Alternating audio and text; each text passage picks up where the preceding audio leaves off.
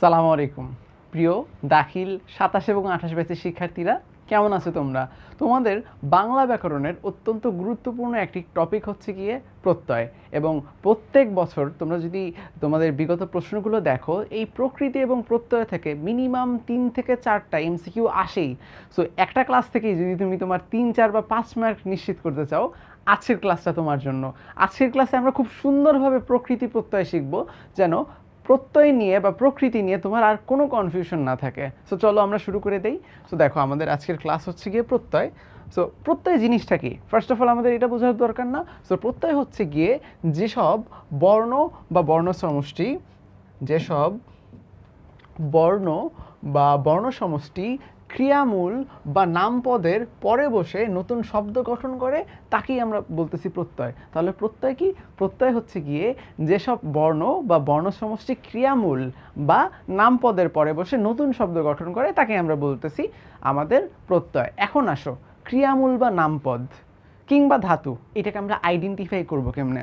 ধরো সাপোজ আমি বললাম, আমি কি বললাম, ধরো আমি বললাম যে লিখি, লিখি, লেখা,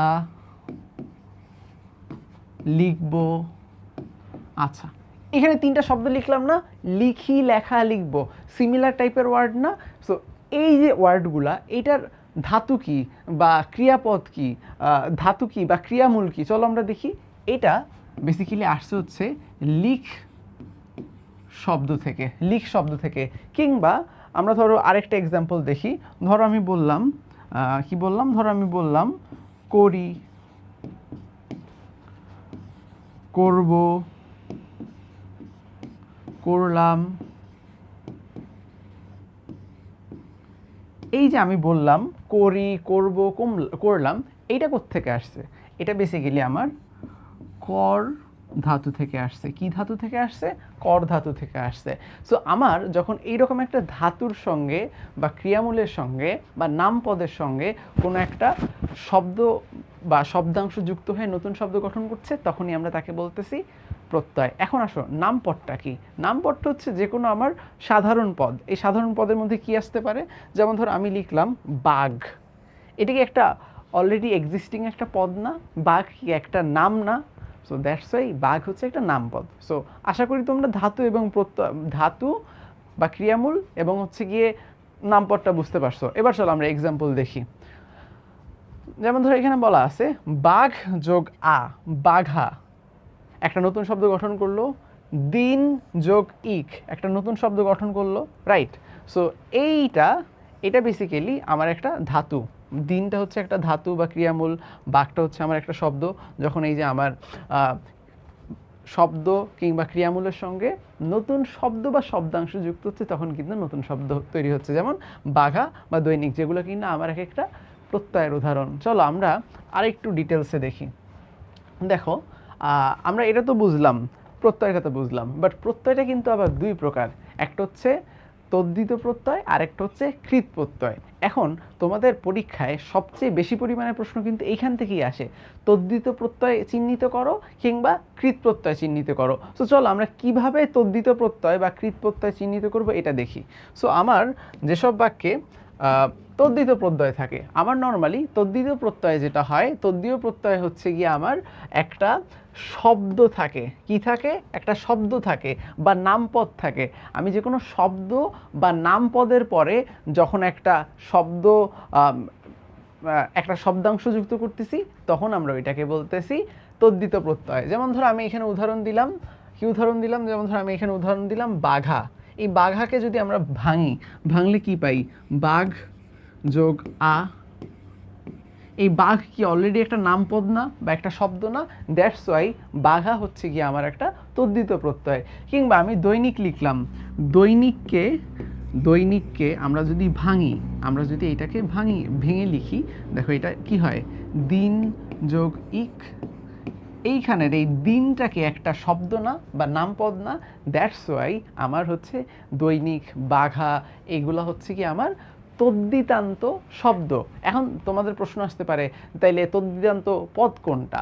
ঠিক আছে, আমার এইখানে তদ্ধিতান্ত পদ হচ্ছে গিয়ে বেসিক্যালি আ এবং ইক, এই আ এবং ইক হচ্ছে তদ্ধিত প্রত্যয়ের উদাহরণ।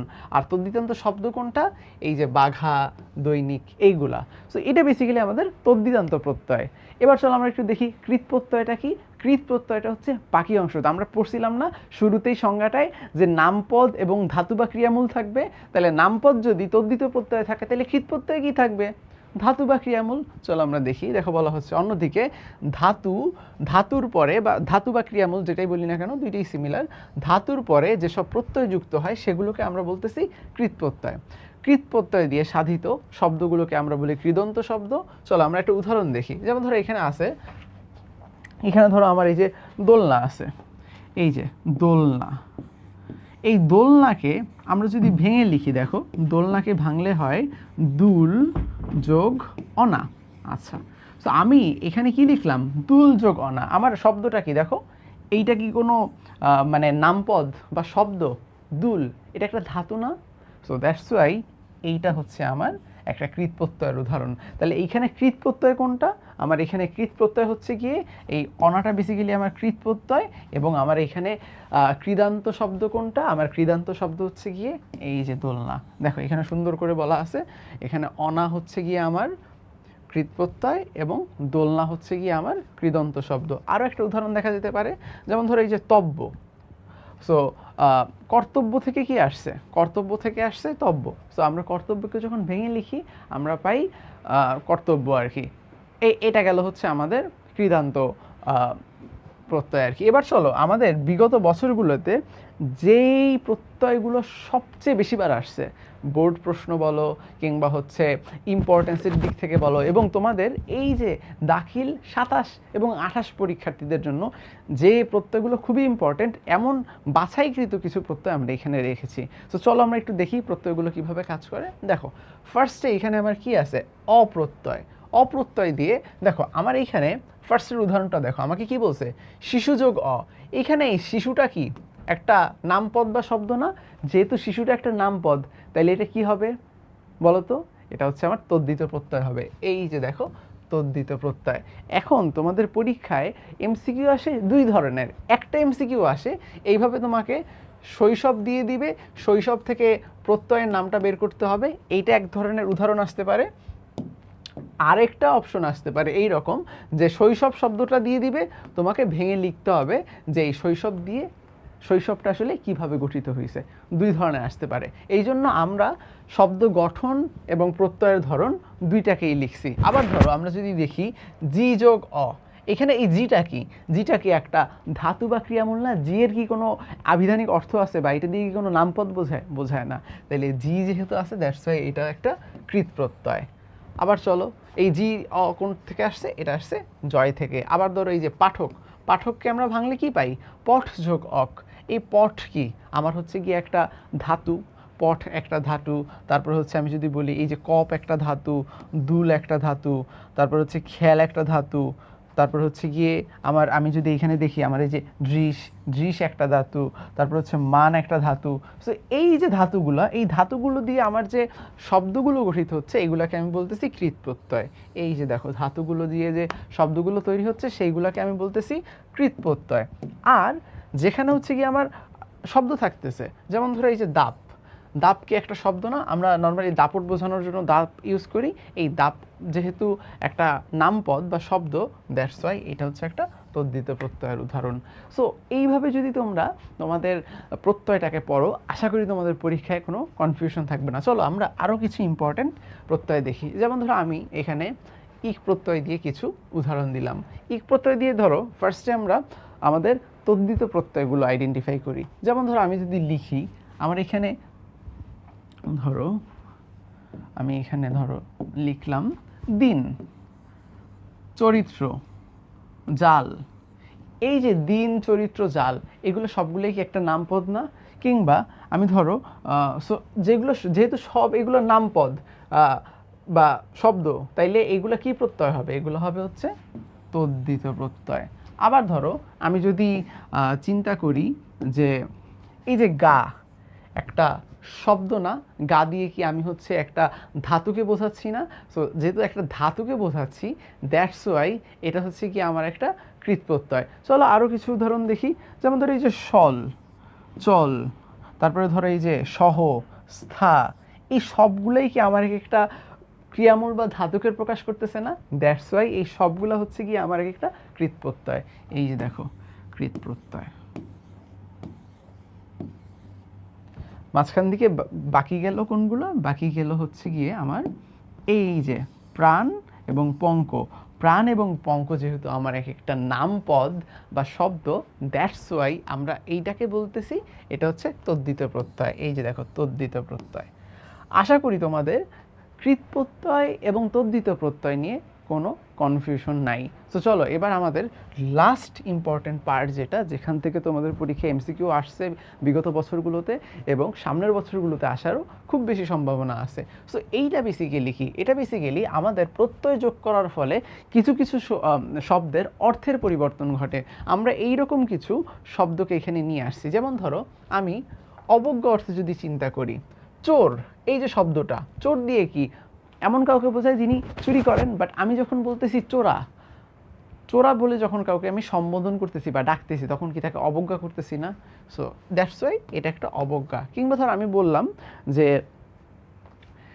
এই লোকটা দক্ষিণা, ধরো আমি বললাম দক্ষিণা বাতাস, দক্ষিণা বাতাস দিয়ে কি বোঝাচ্ছি? বাতাসটা দক্ষিণ দিক থেকে আসতেছে, সো দ্যাটস ওয়াই এটা হচ্ছে আগত। কিংবা ধরো আমি বললাম কানু, কানু থেকে আমি কানাই বলতেছি। কানাই তো আসলে কোনো কিছুর ইয়া না, বাট আমি যখন কানুকে আদর করে বলতেছি কানাই, কিংবা ধরো আমি ধরো কাউকে ধরো তোমার ধরো কোনো ফ্রেন্ড আছে, তার নাম হচ্ছে গিয়ে সুপ্রিয়, তাকে তুমি প্রিয় বলে রাখতেছো, এই যে আদর করে নামকে সংক্ষিপ্ত করতেছো বা তোমার পছন্দ মতো রাখতেছো, এইটাকে আমরা বলতেছি আদর অর্থে। এরপরে দেখো আমরা আসি জাত অর্থে। যেমন আমরা অনেকেই তো ঢাকাইয়া, রাইট? সো আমি ঢাকার মানুষ, এইটা বুঝাইতে আমি কি লিখবো? ঢাকাই বা ঢাকাইয়া। কিংবা ধরো তোমরা কেউ চট্টগ্রামের আসো, তো তোমরা বলবা চাটগাইয়া, এই টাইপের। সো এইগুলোর জন্য আমরা এটা ইউজ করি। তারপরে ভাব অর্থে বাহাদুর, বাহাদুর থেকে হচ্ছে বাহাদুরি। ডাক্তার, পেশা অর্থে ডাক্তারি। তারপর হচ্ছে মালিক অর্থে জমিদার, জমিদার থেকে জমিদারি। এবং ধরো সাপোজ আমি বললাম যে এই শোপিসটা মেটে, মানে মেটে, মেটে মানে কি? মাটি দিয়ে তৈরি। সো আমরা উপকরণ বোঝাইতে মাঝে মাঝে মেটে শব্দটা ইউজ করি। সো এই যে দেখো মাটি থেকে হয়ে গেছে মেটে। এইটা কিন্তু খুবই ইম্পর্টেন্ট, এখান থেকেও কিন্তু বিগত বছরগুলোতে আমাদের প্রচুর এমসিকিউ আসছে। সো এবার চলো আমরা আমাদের এমসিকিউ প্র্যাকটিসে চলে যাই। তো দেখো আমাদের ফার্স্ট যে প্রশ্নটা বলা হচ্ছে দোলনা, দোলনা এর প্রকৃতি ও প্রত্যয় নির্ণয় করো। তো চলো আমরা একটু আগে যখন শুরুতে প্র্যাকটিস করতেছিলাম তখন কি দোলনা ছিল না? সো দোলনাটাকে আমরা কিভাবে ভাঙবো চলো দেখি। আমরা দোলনাটাকে এইভাবে ভাঙবো, দুল যোগ অনা হয়ে যায় দোলনা। দেখো দুল যোগ অনা কোথায় আছে? অপশন কতেই আছে, তাহলে আমার কারেক্ট অ্যান্সার ক। এই যে দেখো আমাদের অ্যান্সার কিন্তু দোলনা। চলো আমাদের নেক্সট ইয়াতে যাই, প্রশ্নে। নেক্সট প্রশ্নে দেখো বলা হচ্ছে কৃত প্রত্যয় সাধিত পদটিকে কি বলা হয়? আমরা কি বলছিলাম? যে পদটা কৃত প্রত্যয় দিয়ে সাধিত হবে তার নাম কি হবে? কৃদন্ত পদ, কৃদন্ত পদ, রাইট? অন্যদিকে তদ্ধিত শব্দ দিয়ে, তদ্ধিত শব্দ দিয়ে, তদ্ধিত প্রত্যয় দিয়ে যদি কোনো শব্দ তৈরি হয় তখন আমরা ওইটাকে কি বলবো? তদ্ধিতান্ত পদ, তদ্ধিতান্ত পদ, রাইট? সো আমার যেহেতু এখানে কৃত প্রত্যয় দিয়ে বলতেছে, দ্যাটস আমার কি কৃদন্ত পদ। আসলে তো দেখি কোনটায় আছে, ক খ গ। এই দেখো গতে কিন্তু আমার কৃদন্ত পদ আছে, তাহলে আমার কারেক্ট অ্যান্সার কি? কৃদন্ত পদ। চলো আমরা নেক্সট এমসিকিউতে যাই। দেখো নেক্সট এমসিকিউতে বলা হচ্ছে তদ্ধিত প্রত্যয় সাধিত শব্দটির নাম কি? আমি একটু আগেই কিন্তু লিখে দিছি, তদ্ধিত প্রত্যয় সাধিত শব্দের নাম কি? তদ্ধিতান্ত পদ। এই যে দেখো গ, অ্যান্সার হচ্ছে তদ্ধিতান্ত পদ। আমাদের লাস্ট এমসিকিউ, ওই যে আমরা লাস্টে একটা চার্ট পড়লাম না, যেখানে অর্থের পরিবর্তন ঘটে প্রত্যয় যুক্ত হইলে? যেমন এই যে এখানে দেখো বলা হচ্ছে কি বৃহদার্থে প্রত্যয় যুক্ত হয়েছে কোন শব্দে? আচ্ছা, সো বৃহদার্থে আ প্রত্যয় এর ব্যবহার কোনটা? সো আমরা অনেক সময় অনেক কিছু বৃহৎ প্রকাশ করার জন্য আ প্রত্যয়টা যুক্ত করি না? তো তোমরা বলো তো কোনটায় আ প্রত্যয়টা যুক্ত হয়েছে? ডোঙা, ভাঙা, ডাঙা, ডিঙি নাকি ডিঙা? বলো তো। এটার অ্যান্সার হচ্ছে কি আমাদের এই যে অপশন ক, মানে হচ্ছে ডিঙা। এই যে দেখো অপশন ক ডিঙা। সো তোমাদের জন্য এতটুকুই ছিল। আশা করি তোমরা প্রকৃতি এবং প্রত্যয় বুঝতে পেরেছো। যদি বুঝতে পারো আমাদের সাথেই থাকো, আমাদের ইউটিউব চ্যানেল যেটি আছে সাবস্ক্রাইব করে রাখো। দেখা হচ্ছে তোমাদের সাথে অন্য কোনো ক্লাসে।